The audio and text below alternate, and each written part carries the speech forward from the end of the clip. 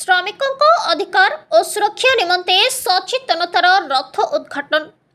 आज 12/6/2025 रेख दिवा 10 घंटिका समय पुरी जिलापाल कार्यालय प्रांगण में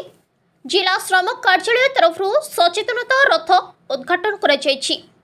उक्त श्रम विभाग तरफ भ्राम्यमाण भ्यान माध्यम अतिरिक्त जिलापाल प्रशासन श्री शरद चंद्र बेहेरा सचेतनता रथर नाली फिता काटी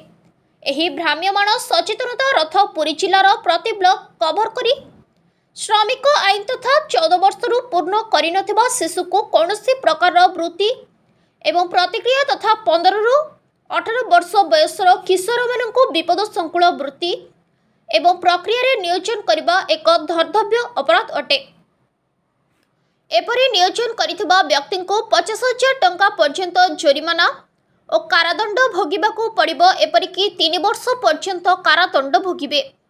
एणु प्रत्येक जनसाधारण को सचेतनता करबा पई ओडिशा सरकार प्रयास जारी रखिछंती।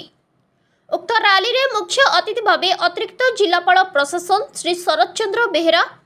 पताका हलाई भ्राम्यमाण भ्यान को स्वागत करथिले। उक्त रैली रे जोग देइथिबा जिला श्रमिक कमिशनर श्रीयुक्त चौधरी सुब्रत कुमार जेना, चिन्मयी प्रियदर्शिनी